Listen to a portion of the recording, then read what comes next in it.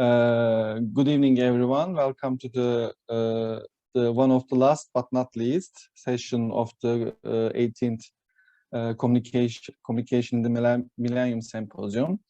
And generally, we have the topics of the cinema and television in this session. And it's really diverse, prominent, and impressive papers we will hear today.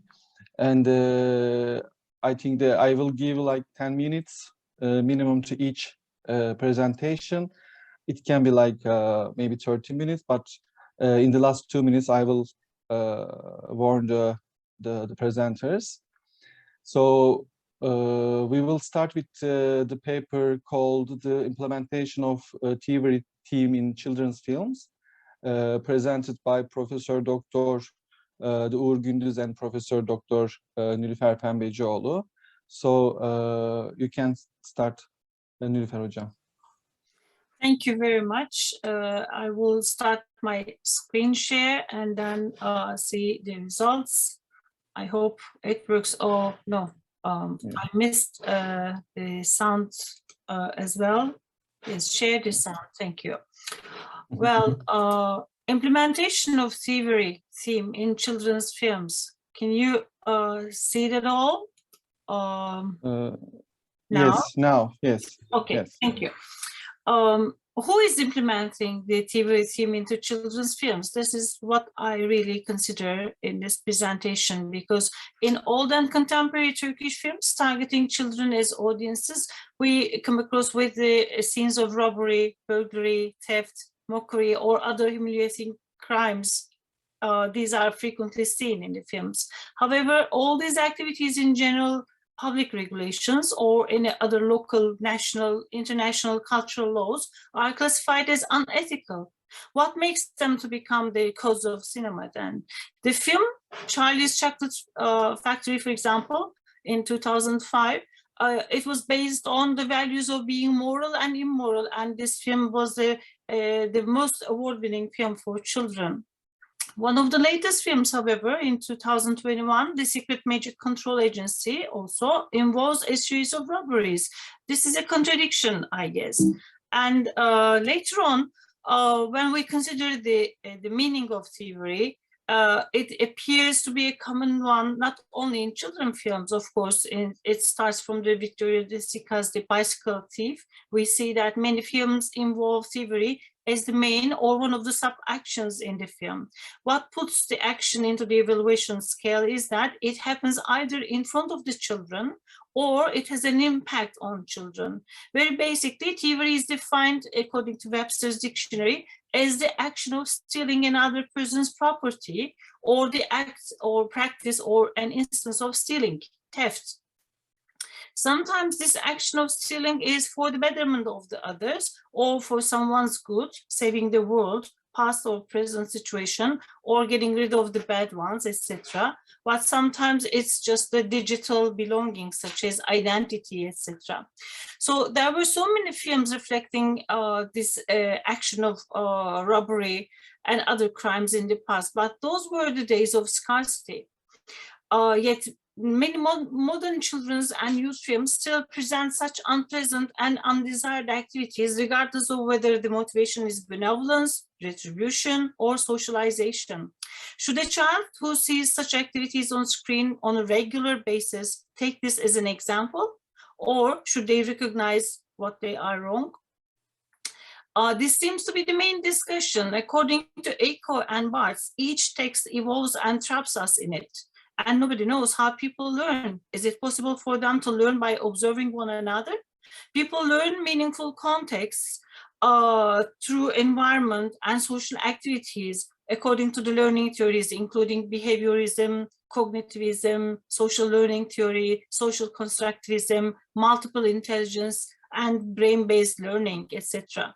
So we are learning through films, actually. Films are also believed to be a form of a way of education, as they depict possibilities, experiences, and otherwise inaccessible locations or activities, because they are memorable.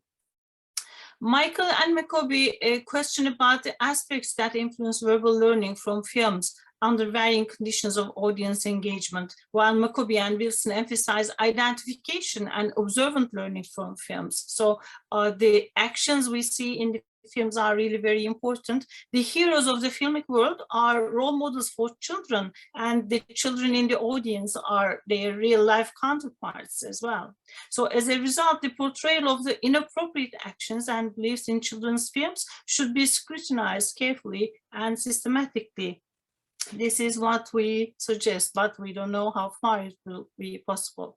When it comes to older Turkish cinema child stars days, the way the subject is presented then and the elements that attract the child's attention are at the forefront is the most important given to the child and this narrative process and how child is positioned in society with its contents and expression forms as a movie that targets the child audience rather than the adults. These films were also shot in series which energized the industry of 1970s significantly. For example, Ayşecik, Ömercik, Sezercik and Afacan films are all included in this category. Children appear in all of these films, some of them due to the representation of poverty, committed to crime in most of the films. Usually the child is left all alone in the streets, or they had to feed the family members, not only by working, but also stealing. Some of these films were the adaptations of the foreign films, thus we might not dwell on the original themes or actions in those years. However, now we are in the 21st century and we want things to be different for the betterment of the society. But the majority of the films starring children in Turkish cinema have a tough theme. This is incredible. And the youngster is either the perpetrator or the victim of the crime. Because these films are targeted towards a broader audience, it's important to remember that they include children as well as families. And finally, we expect the families to understand that it is a kind of a toxic concept in it. And we want it to be scrutinized as well. Movies in particular should not be released without consideration of how they may affect the psychology of the youngsters, because not only the single messages or not only the single actions in the films one by one, but also the cumulative impact of these messages should be questioned at the end. Well, we tried to analyze different films, having a look at the actions in it, and then we later on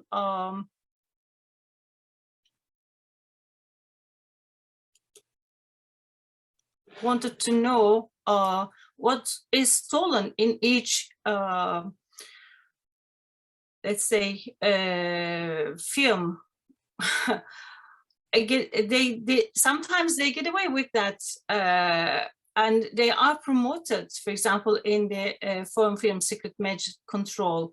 And sometimes there are some more symbolic artifacts such as stolen identity, images, former achievements, etc. These could also be stolen.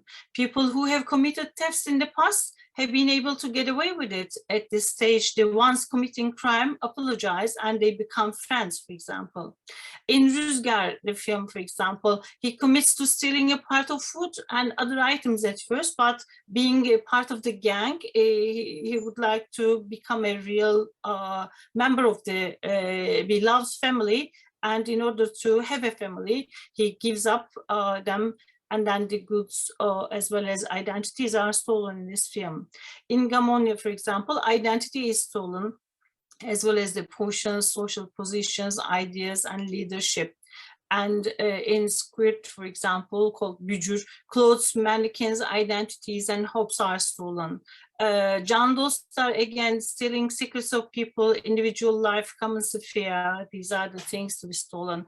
In Stealing Animals is the whole setting in Talking Animals film, stealing different objects as well as victimizing people. Stealing the key and many Nilüfer other hocam, Efendim. affınıza sığınarak araya girmek durumundayım. Sanırım canlı translation, yani çeviri açık olduğu için altta garip garip yazılar çıkıyor. Kapatmanız Evet. mümkün mü acaba? Ben açmadım. Nasıl olduğu onu bilmiyorum. Ben de siz yaptınız zannediyordum.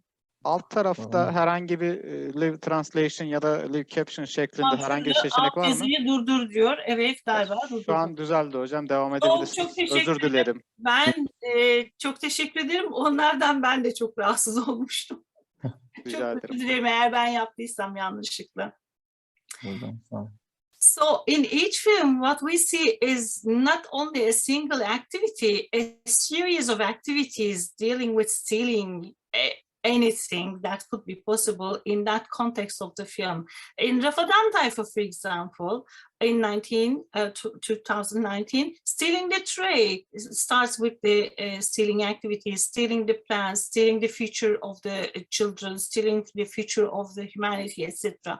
So it's really very bad when we come up with all these things. So the children appear to be naive because their earning potential diminishes as they grow older. Kids may join gangs or criminal groups as they grow older.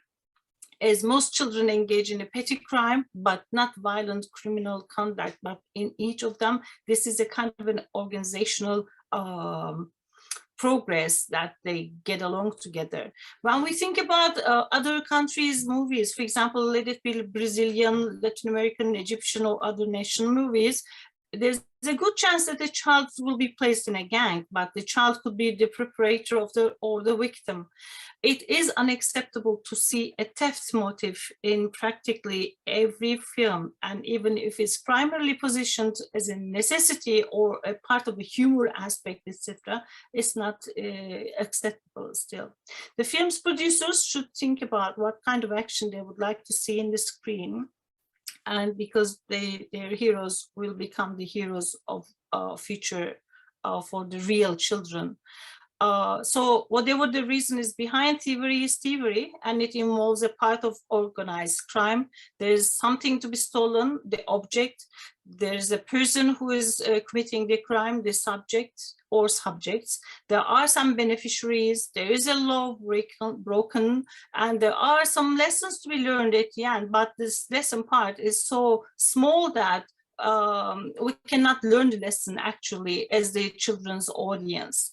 So the children themselves, alone or with their friends in the community, are the witnesses of this behavior. And the presentation of the crime follows one or more of the following motives. It may be reflected as a kind of a juvenile act. It may be an acceptable behavior exhibited in the face of adversity, maybe benevolence, retribution, or socialization. It may be a forced behavior, then we may talk about victimization of children. It may be an activity that is repeated on a regular basis, as in the film Rüzgar, for example, or it may be a socially acceptable behavior if it's a member of a gang, for example. Anyhow, at the end, perhaps all the children will be considering it as a kind of a rewarding behavior, and they will think that they will be becoming a hero. That's the crucial point, and that's the main dilemma. Thank you for listening. Thank you, Nilüfer Hocam, for this impressive presentation. I remember that when I was doing PhD, I used your book many times because I was writing about, again, the cinema and children subject. So, and also this is the new films and the new subject. It's really something to looking forward to analyze, I think. Yeah, thank you so much for that. Maybe like first that if you have any questions, the participants, like we can have the questions if you have any.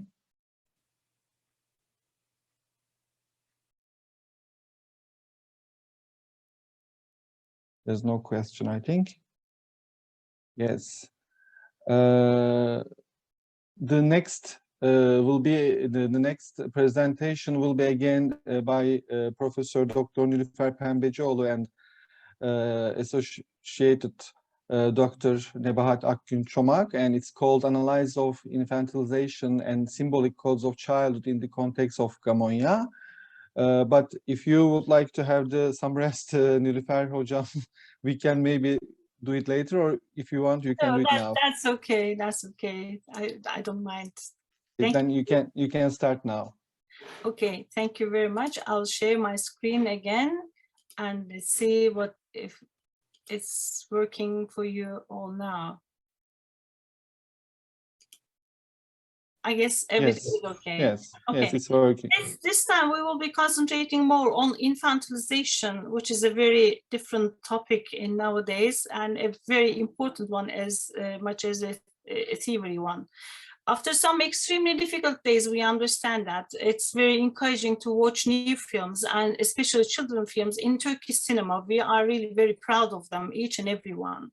But one of these films in Gamoya, 2020, it depicts the story of a child hero who utilizes adventures in a fictional kingdom to overcome his issues in his real world. So the artists taking place in this film is the cast of BKM, the actors who are also having some training for drama and theater. And it's nice to have such films in Turkey as well. But what's wrong with the film? The film actually is a very successful one. It has 2.6 IMDb points, and it has a very high box office regarding the first 12 weeks time. However, the focus of this research is neither its success nor its box office or audience reflections. We will be concentrating on the content, the dialogues, actions regarding infantilization, and then it makes us think about if this movie is truly intended for children or not. So the infantilized adults and children are depicted in this film as youngsters who never grow up and refuse to accept the responsibility for their acts. Peter Pan syndrome, they call it, and it affects all of the children in this world of a fantasy world. This syndrome is a metaphor for not being able to grow up and being stuck in childhood. This is not only in this film, it's a kind of a philosophy nowadays regarding the whole transhumanism, etc., being or becoming a better human. The research on one hand tries to question and evaluate the linguistic and symbolic features of the film, and it also provides a qualitative and quantitative perspective while explaining the visual, symbolic and linguistic codes of the film. But of course 10 minutes is not enough for all of them. I would like to concentrate on the definition of infantilization as the act of prolonging an infantile state in a person by treating them as an infant, says Collins Dictionary. In other words, we need to concentrate on the adults being treated like children and children being expected to act like adults. These are just a few examples of infantilization frequently we encounter, especially in films and advertisements. Infantilization mostly serves to promote something else. For example, advertisements want to promote a kind of an object to sell.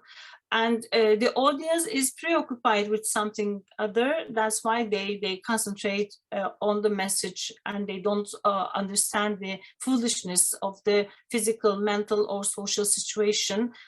Sometimes they lack some of the media literacy skills. That's why they don't bother it as a kind of a big problem or a real problem. And the more technology and hopes improve the quality, standards, and the length of human life, the more addicted they grow to the fantasies of the past or future, perhaps.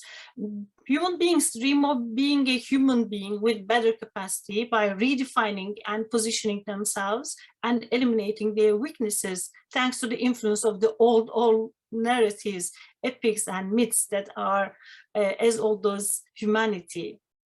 So life expectancies, norms, and new narratives are all cradled by these thoughts and sentiments. Newly created works, of course, primarily attempt to nurture these feelings and thoughts as well. No matter how complicated life becomes, human beings never forget the innocence, freshness, and genuineness of childhood. Today's media presents a plethora of items that make it impossible for people to forget this, placing adults in the role of children and expecting them to greet practically everything as if they were seeing it for the first time. This notion of escape can be traced back to the early days of cinema and television as well. So we have so many different films, for example, Alice in Wonderland, The Spiderwick Chronicles, Chronicles of Narnia, Brave, Frozen, Maleficent are the previous examples. Now we have the film Gamonya. I will record The film examined structurally, functionally, semantically, and semiotically in order to determine the features that helps us classify it as a film infantilizing both the kids and adults in different ways. As a result, the focus of this study will be on cases of infantilization rather than the analysis of itself, focusing on the findings. Regarding the content analysis, focusing on the infantilization examples, a brief summary involves that almost all the actions and dialogue in the film has a kind of infantilization character. In the film Gamonia, the mystery setting awaits us in the opening scene where we have no idea where we are. The film begins with the scene of a young boy trying to develop his athletic dimension by himself around the seaside lighthouse. We first encounter Umut, the film's protagonist, as a young boy running with his dog. The storming waves appear to foreshadow impending difficulties. We catch a glimpse of his conversing with the granddad. Despite the environment, the seagulls around him, it's evident that he is a disgruntled child. It's as if he's announced his leadership and formed his own kingdom in his tranquility. The lively old grandfather, on the hand, who sings about how much he enjoys shaving, always looks in the mirror and shaves with a smile on his face. Umut, on the other hand, is in a hurry. That's why he knocks the door and reproaches his grandfather frequently. Even in this situation, the atmosphere and behaviors are immature and exaggerated. The adults in the film act like small children, while the youngster requests that the adults be reprimanded. Following that, we watch Umut go to his grandfather's room and search through his closet after learning that the shaving will take a bit longer. At this point, it's just a matter of watching Umut's adult behavior and putting the grandfather in the place of the child, much like parents who try to figure out what kind of mischief is being committed by messing up the rooms of naughty children. Umut is enraged when the prepared granddad joins him on the way to school, as we see at the conclusion. He is thinking himself to be an adult, desires from his grandfather a more transparent and independent field of action. His grandfather's motivation for accompanying him, on the other hand, can be characterized as gags and riddles, matching the cloud's shape to be something imaginary, or singing songs with the grandson. In this case, too, an adolescent is degraded to the status of a younger child. However, Umut isn't the only one that's being degraded in this plot. The grandfather's grown-up behavior and speech sound childlike, further reducing the grandfather-grandchild relationship. The trail that the grandfather has and the grandson are walking on a lovely forested path, yet it appears to be in the middle of nowhere still. It's difficult to believe that a child would walk all the way to school every day. Umut's infantilization can be attributed to his grandfather's continual attempts to activate his imagination and encourage him to be creative. How does that cloud appear to you? Just a cloud. I believe it looks like a rabbit riding a bicycle.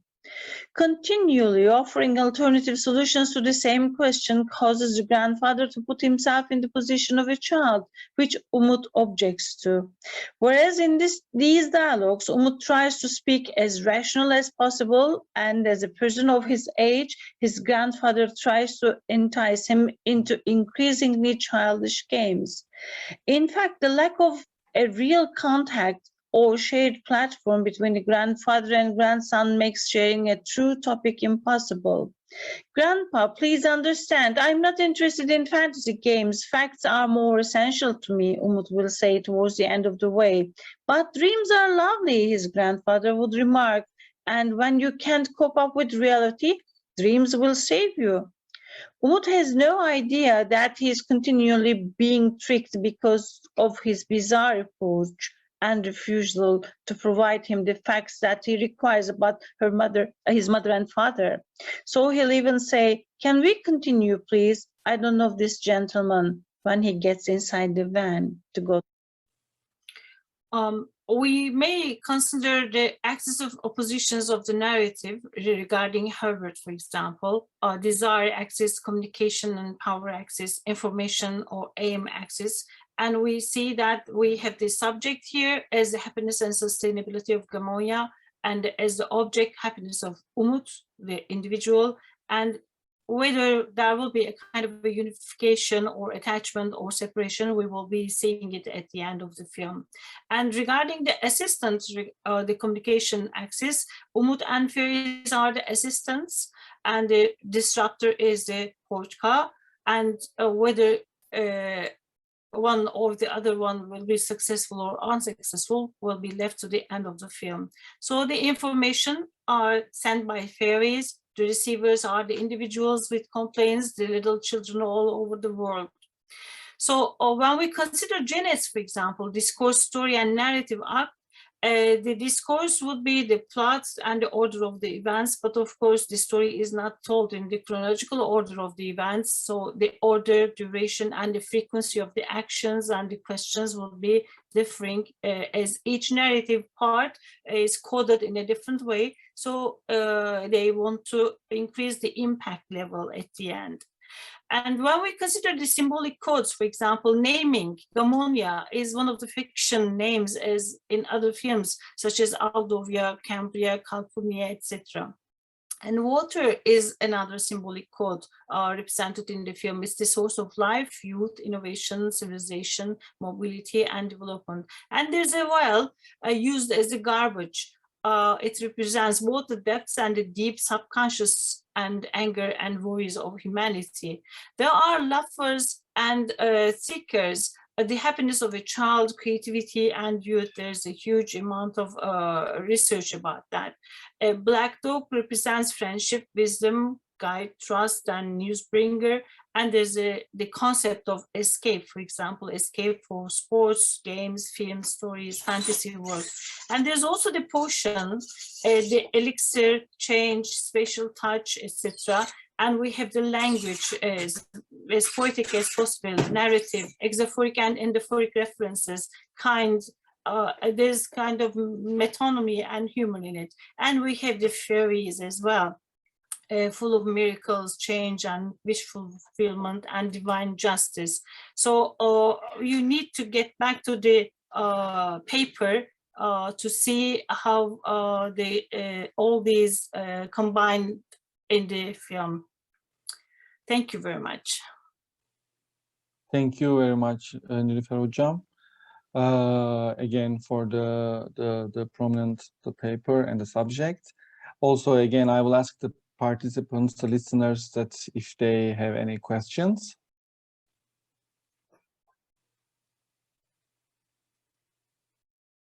Also, by the way, like if you have any question, like maybe you forgot your microphone off, so I have to warn you, like because not every camera is open, but I think.